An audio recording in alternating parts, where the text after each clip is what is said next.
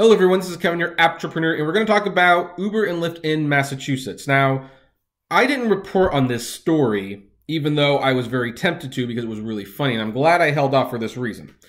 But apparently, this week there was a deadline for Uber and Lyft to perform background checks. Now, I was originally going to share the story as a funny little news story, like, really, they've been around this long, and they're just going to get verified that they're doing background checks. I thought that was way too funny. But I wasn't sure if that was newsworthy enough to make a video out of, so I skipped it. I had other way more important things to talk about. But now there's an update to the situation, and I'll have a link to the article below. But this got serious. Because here's the thing. Uber and Lyft have for years insisted they do background checks and that they are flawless, even though there are crazy drivers and passengers. They don't do background checks on passengers, but I'm just saying that still make it through the system and get on the platform. Now, apparently Massachusetts was not happy with whatever background check they were doing, so they requested Uber Lyft to do a real background check, one that would cost money. I don't know if it involved fingerprinting, probably not, but at least a semi-competent background check, and they demanded the results this week. Well, the results came in, and over 8,000 people across the platforms failed the background checks. Now, keep in mind, this is just Massachusetts, nowhere else. But this has raised a red flag to a lot of other states, because if they were doing the background checks in the first place, these people would not have passed at all. So I believe, and this could be to our benefit, you never know, this could be to our benefit. I think other states are going to follow suit, and they're going to require them to do more thorough background checks. And more people will probably fail these background checks, which will get more people deactivated. Now, I take no joy in that.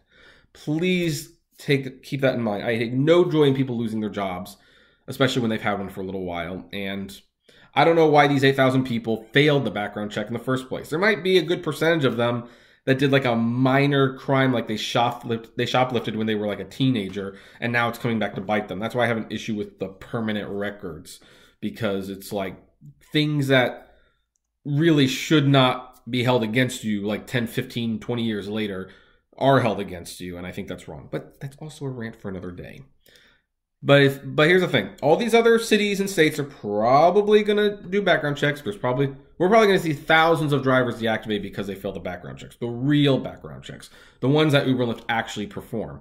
And that means there will be less cars on the road, which means there will be more money and riders for us.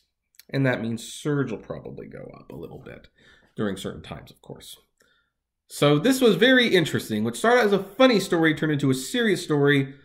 And I'm kind of curious how Uber and Lyft are going to spin this.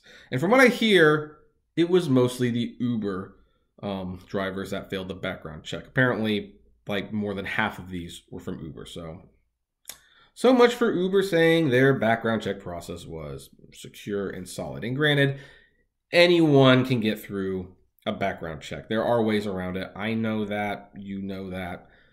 There will never be a perfect check system. But it's just interesting that so many people have failed. And there might even be more that failed, because they might still be checking some of these people. And some people they might be checking twice. You never know. So anyway, I'm curious. What do you folks think of this interesting development at Uber and Lyft? I don't know if this is a PR disaster per se, but it's interesting.